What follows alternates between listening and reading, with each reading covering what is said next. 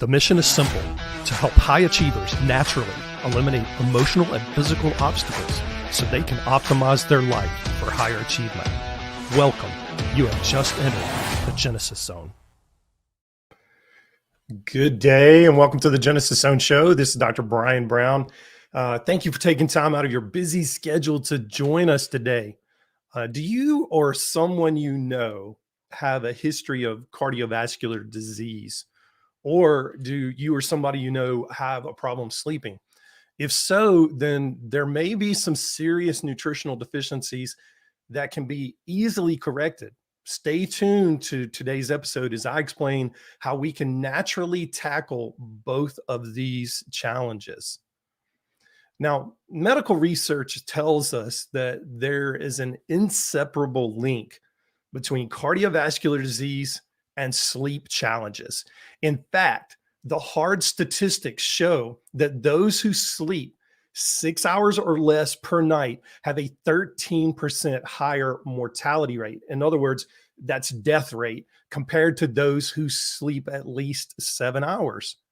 Now, remarkably, over 35% of adults report sleeping less than 7 hours per night, and nearly 33% of working adults report 6 hours of sleep or fewer per night. But what is this lack of sleep costing us? In the United States alone, sleep challenges have an estimated annual economic impact of around $411 billion, and that number is growing. But this problem isn't isolated to the United States alone. The annual cost of sleep challenges to Japan is $138 billion. In Germany, it's $60 billion. In the UK, it's $50 billion. And in Canada, it's $21.4 billion. But there's still a 300-pound gorilla in the room. And that 300-pound gorilla is cardiovascular disease. Worldwide, cardiovascular disease is the leading cause of death, claiming 17.9 million lives per year, more than double the deaths from cancer. So what is cardiovascular disease costing us? Researchers conservatively estimate that between direct healthcare costs and lost work productivity, cardiovascular disease is costing the U.S. economy around $352 billion annually. When you combine lack of sleep, cardiovascular disease together, these two together are costing us $763 billion each year. So this brings us to today's question. What can we do to put measures in place that will improve our sleep and help us avoid cardiovascular disease problems? Let's take a look at the research. I'll start with sleep first. If you read the description for today's show, I mentioned a certain tropical fruit that could help with sleep issues. A single serving of this particular fruit has the ability to elevate serotonin and melatonin levels. It's a perfectly packaged nutrient bomb that delivers all the essential building blocks to promote sleep. Now, this mystery fruit is a favorite of many. It's bananas. You heard me right. It's bananas. A research study published earlier this year in the Journal of Medical and Allied Sciences revealed that 211 grams of banana, that's about 7.4 ounces, eaten 1 to 2 hours before bedtime, promoted a significant improvement in sleep scores. Now, nobody scores themselves on sleep every single night, but in these studies, they do that. And by the way, in case you're wondering, the average medium-sized banana is about 118 grams. So eating 211 grams of banana is almost 2 medium-sized bananas, or a medium-sized banana and a small-sized banana. Now, why does this happen? Why do bananas actually help us sleep? Well, you've heard me talk about the importance of proper gene methylation before, especially as it relates to neurotransmitter production. And guess what? You need neurotransmitters like serotonin and melatonin in order to sleep. Without proper methylation, sleep isn't going to happen. There are numerous nutritional components needed to help the methylation process along so that serotonin and melatonin can be formed. And bananas have three of those key components. Bananas are super high in magnesium, vitamin B6, and vitamin C, which helps this methylation process. One cool aspect of this study is that researchers wanted to measure how much of your melatonin levels in your bloodstream actually increased after you ate 211 grams worth of banana. And guess what they found? This blew me away.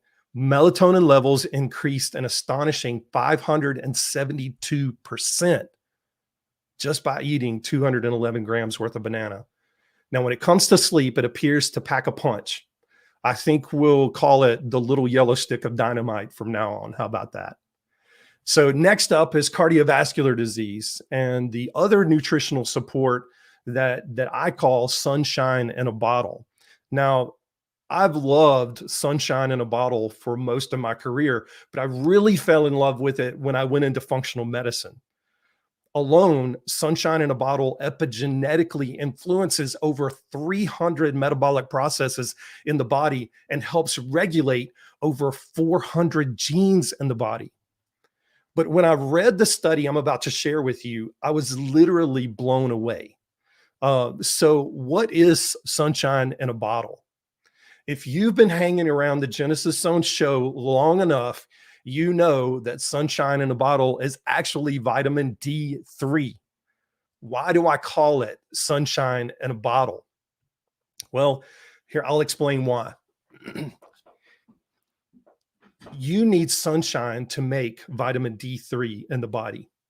It's a reaction that occurs at the skin surface level. In fact, researchers have measured healthy patients who have perfect vitamin D3 genes and found that those patients, those clients, those people, study participants, with just 30 minutes of noonday sun exposure is equal to taking 10 to 20,000 international units of vitamin D3 supplementation.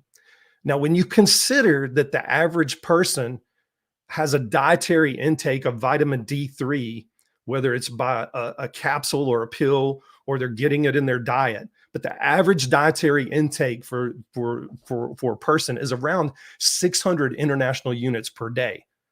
Then 30 minutes of sun exposure yielding 10,000 to 20,000 international units of vitamin D3 is huge. So that's why I call it sunshine in a bottle. Anyway, let's get back to the study. Now, this study was published just over a month ago in the medical journal Frontiers in Nutrition. Researchers looked at people age 40 to 69 with a known history of cardiovascular disease. They discovered that levels of vitamin D3, if they were low, and I'll explain what low is in just a second because that blew me away too. If the vitamin D3 levels were low, it was very predictive of severity of cardiovascular illness and cardiovascular related death. Now, here's the shocker. The predictable decline began when vitamin D3 levels fell below 50 nanomoles per liter. You don't need to know that unit of measurement. It's a standard unit of measurement worldwide. But when vitamin D levels fell in the blood, I'm talking about, when those levels fell below 50, they started to see this almost one-to-one correlation with predictability on severity of cardiovascular illness and cardiovascular death. Now, that may not mean anything to you, but most well-intentioned health professionals think that any vitamin D3 level between 20 and 50 is quote unquote good enough. And if it's between 30 and 50, it's perfect. On top of that, when a person's vitamin D3, and this is most Western practicing health professionals, when a person's vitamin D3 level goes over 50, I don't know a better way to put it, they freak out. They frequently stop the person's vitamin D3 supplement altogether and say, "Oh, your vitamin D level's too high. We need to stop this now, or we're going to be in trouble." In the functional medicine world, having a vitamin D3 level below 50 borders on malpractice. I'm just going to be quite honest with you. But that's not the mind-blowing piece. The next piece of information made my day. No, in fact, it made my month and it made my year. When the researchers measured blood levels of vitamin D3, they found that for every 10 points of increase in that blood level, remember that's measured in that weird nanomoles per liter measurement, but for every 10 points of increase, there was a 12% reduction in all-cause mortality. In other words, there was a 12% reduction in all-cause death and a 9% reduction in cardiovascular disease mortality or cardiac-related death. Now, allow me to reemphasize, just in case you didn't catch that, they weren't talking about a one-time bump of 10 points yielding a 12% and a 9% improvement in death rates for all-cause mortality and cardiovascular mortality. No, it was a 12% bump and a 9% bump in improved or decreasing death rates for every single 10-point increase in vitamin D3 levels.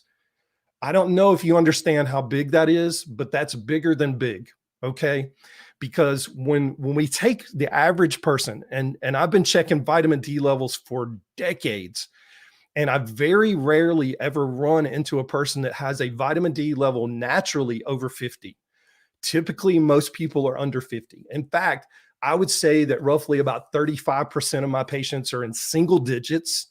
And that does not bode well for them on multiple fronts. When you talk about metabolic health and weight loss, vitamin D levels have got to be on point. When we talk about just having cells, an immune system that functions properly so that we can avoid this cancer risk as we age. I'm not saying it's an anti-cancer vitamin. What I'm saying is that vitamin D is essential for apoptosis. Apoptosis is the process by which your immune system attacks cancer cells, and we all have cancer cells. Vitamin D is well established in its role in helping restore apoptosis at the cellular level, and taking care of these cancer cells that pop up that our immune system somehow becomes blind to as we age. Vitamin D helps that process along. So when you see a study like this and you see let's say that the average person, and I know this from just looking at my own numbers and my own clientele, and we live in the Sun Belt. I live in the southern United States. We get a ton of sunshine all year round. So it's not for lack of sun exposure. It boils down, and I'll explain this in a minute, what this boils down to, but it boils down to some issues that are controllable. We just need to be aware of them. But let's say that the average person has a vitamin D level of 20. Which is not good. And let's say we move them from 20 to 50. That's a 30-point jump. And that's very easy to do if you know what you're doing. Well, that's a 36% reduction in all-cause mortality. That means that person, whether it's death from cancer, death from natural causes, death from respiratory illness, death from whatever, all-cause mortality includes everything. So mortality in general, or death rates in general, just went down. And if we increase that person's vitamin D level 30 points, we have a 6% improvement in decreasing their risk of death from all-cause mortality. And then if you look at cardiovascular death, we've got a 27% chance of decreasing that person's risk of death from cardiovascular disease. That's huge, people. Just with one stinking vitamin, sunshine in a bottle. It's one of the best. I love sunshine in a bottle for all the reasons that I've already told you. Now, you may be listening to today's episode and asking this question: why can't I just run out and buy a bunch of bananas and eat a couple of bananas every night and then sit in the sunshine every day at noon? Well, it's a great question. Eating bananas for sleep and getting midday sun exposure is certainly great, and you should do it. And quite frankly, I recommend it. But there's a few things you should know. Sometimes, despite our best efforts, we still end up frustrated, not getting relief with our sleep issues, with any amount of dietary or supplement modifications or lifestyle modifications, and not being able to get our vitamin D3 levels up even with sun exposure or supplementation. I see that all the time. Well, over the years, I've discovered why this happens. It all boils down to what I call our true root causes. Now, research now shows us that our epigenetics are the main players here. Now, they are the true root causes of the things that nag us most. And in case you're wondering what that weird term epigenetics is, it's really simple. They're like gene switches. Think of them like a light switch on the wall. And there are some good switches that are turned off, and there's some bad switches that are turned on. Our goal is to simply identify the switch, know which way it's turned, and turn off the bad switches and turn on the good switches. That's epigenetics. Now, take, for example, an inability to raise your vitamin D3 level no matter what you do. More often than not, people who fall into this category have some sort of malfunction with the VDR gene. Now, VDR stands for vitamin D receptor. So if you think about receptors, they are analogous to keyholes in a lock. And there's a key that needs to come along, i.e. vitamin D. And if it can't fit in the hole, it doesn't do its job. It can't turn the lock, and the lock can't do what it's supposed to do. If the receptor is broken, then the key won't fit, and it certainly won't turn the key to do its job. When I run genetics, I always check a person's VDR gene, because as you can see from today's epigenetics study that we reviewed, it's pretty darn important for decreasing your risk of death. Then there's the whole issue of sleep. Sleep is a bit more complex, I'll have to admit, than just checking a VDR gene. When I'm assessing sleep challenges with people, again, I look at the true root causes. But in this case, there are over 24 genes that I look at.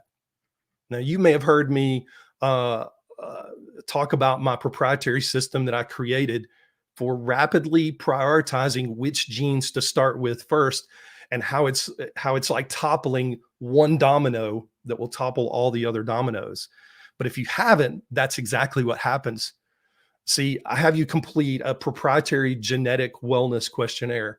And once I review that information, I understand at that point how to prioritize the exact order that your epigenetics need to be tackled. In other words, I identify the dominoes in the order that they have to be toppled. But here's the cool part. More often than not, toppling the first domino has a watershed effect and often takes care of numerous other dominoes. I call this proprietary system the Genesis Zone Advantage method. If you're curious about the Genesis Zone Advantage method and how it can help you, or you want to know more about how epigenetics is the ultimate biohacking tool that can help optimize your biohacking journey, I've created a 5-day boot camp called the Gene Hack Bootcamp, and I'd like to invite you to join. Go to the URL right on the screen here, drbriangibrown.com/genehack/bootcamp to register. Tune in next Thursday at noon Eastern Standard Time for our next In the Zone segment, where I'll be sharing the latest research and my insights about that research as it relates to optimizing your physical and emotional wellness journey, as it relates to biohacking in general. Most informed, most trusted, and most grateful that you spent this valuable time with us today. Until next time, stay in the zone. I'm Dr. Brian Brown.